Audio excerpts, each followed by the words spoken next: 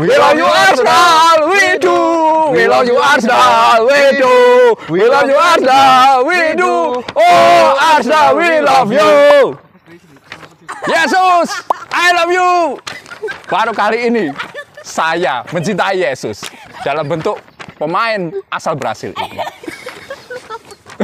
Iya, itu Mas ya. Ternyata pembelian Gabriel Jesus yang kita anggap kemarin itu sebagai pemain kelas B, ya, ternyata dia menjelma sebagai pemain yang sangat luar biasa Mas ya di Arsenal. Ya, Mesiah. Mesiah, benar-benar Mesiah. Ya. Tidak sia-sia saya mencintai Jesus sekarang Mas ya. Ya. Kita mencintai Yesus sekarang. Oke. Pramusim kemarin hasilnya sangat menyenangkan bagi Arsenal, ya kan? Dan pastinya bagi Chelsea ini sebuah malapetaka Mas ya. Iya. Gabriel Jesus berarti ketika awal pramusim lawan siapa Mas? Awal pramusim itu lawan tim Amerika juga nggak sih Mas? Sebelum itu lawan Everton di Baltimore. Dan Gabriel Jesus seperti keran yang tidak bisa menghentikan golnya Mas ya. Nah, sebenarnya kita harus berterima kasih ke Manchester City ya. Terima kasih. Ya, terima kasih. Terima kasih. Kemarin kita nggak sia-sia ngundang Mas Ate Mas ya. Kita nggak sia-sia ngundang Manchester City. City. Meskipun dibilang bahwa sebenarnya dia itu sebenarnya keinginan ke Arsenal itu pengen main di Piala Dunia. Ya. Ya kan City pun sebenarnya merelakan Yesus ya. Karena sudah mendapatkan Haaland Mas ya resmi. Dan kemarin cetak gol juga lawan mana Manchester City kemarin, tim Liga Inggris juga kalau nggak salah. Oh begitu. Cetak 1 gol. Nah, ternyata jadi win-win solution nih. Ya. Ternyata Arsenal tidak mendapatkan sampah. Ya. Dan Manchester City ternyata juga mendapatkan pemain yang bagus. Ya, kita kira pemain kelas B ya, pemain buangan. Ternyata ya potensinya meledak juga di Arsenal ya. Akhirnya Arsenal juga punya peluru baru nih. Ya. Sehingga harapannya di musim ini ya kan kita bisa maksimal, kita bisa jadi predator kayak gitu Mas. Ya. Ketika aku kemarin nonton Mas ya. Aku nonton highlightnya ya, jelas ya karena nggak ada siarannya kan Mas, Florida Cup itu. Ada di video. Di video.com. Pagi jam 7. Aku melihat sosok striker itu Mas ya, striker predator yang di depan gawang tidak grogi. Kalau aku lihat kemarin Lacazette itu lebih banyak grogi. Jadi ketika dia ada di depan gawang, dia lebih banyak syuting gimana caranya lebih kencang. Sedangkan kalau Gabriel Jesus ini dia mendang dicip gitu bolanya, jadi nggak perlu keras-keras, yang penting pas dan yang masuk. penting masuk. Jadi itu terlihat bahwa nggak panik. Iya. Ya kan, berarti masih bisa berpikir sehat ketika di depan gawang Mas ya. Iya, memang pramusim ini sangat menyenangkan bagi Arsenal ya. Menurut sampean kenapa kok kita di pramusim ini juara di Florida Cup itu? Tentu yang jadi pembeda itu Mas ya, Gabriel Jesus. Karena skuad kita toh kebanyakan itu juga skuadnya 80% tetap kan Mas ya, nggak ada perubahan. Mungkin perubahan cuma kemarin William Saliba main, terus Zinchenko juga masuk kan Mas ya, babak kedua. Total kalau kita sebut babak kedua akhir itu Arsenal pakai lapis ketiga Mas ya. Terus si Gabriel Jesus juga diganti Nketiah Mas ya. Nketiah. Nah, ada 2 yang pingin aku sorot, depan dan belakang Mas ya. Kita melawan Chelsea Mas ya. Chelsea bukan tim yang buruk Mas ya, dengan pelatih yang Tuchel yang sangat luar biasa, mendapatkan banyak titel Liga Champion, pemain-pemainnya juga tim inti kan, sejak menit awal kan tim inti main semua.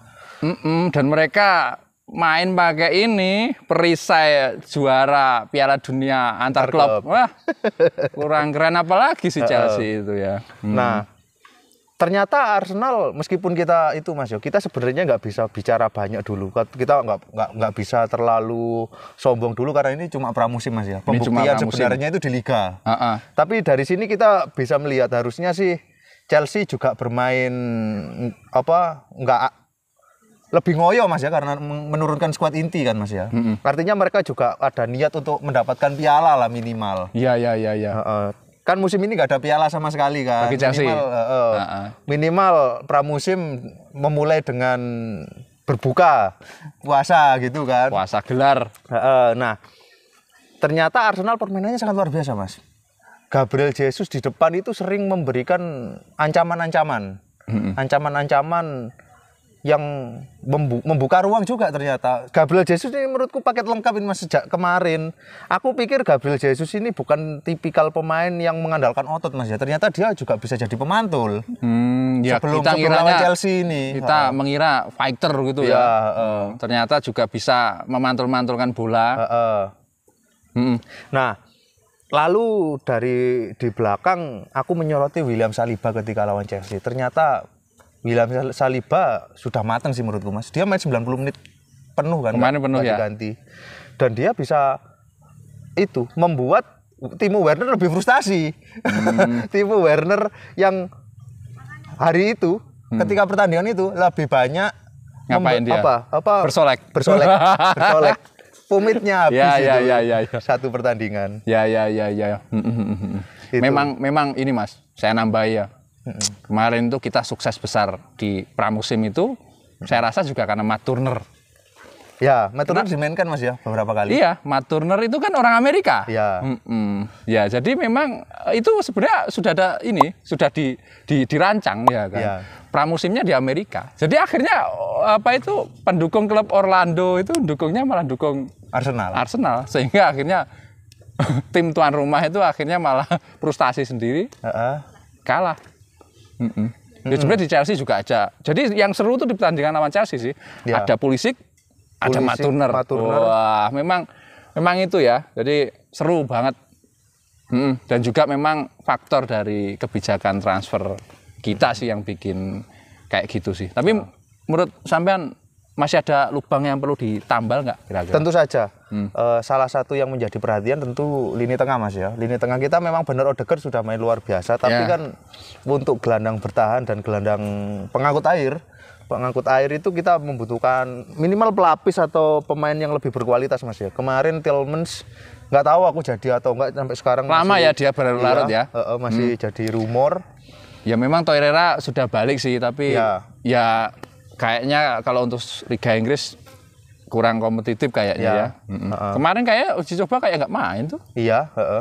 Dan menurutku kita memang benar katakanlah kalau kita timnya sehat, artinya semua pemainnya sehat, nggak ada yang jadi langganan BPJS, ya komplit. Secara tim bisa bicara banyak lah di Liga Inggris untuk memperebutkan juara. Tapi kan antara Granit Xhaka dan Elneny ya pertama angin-anginan dan kedua rentan cedera.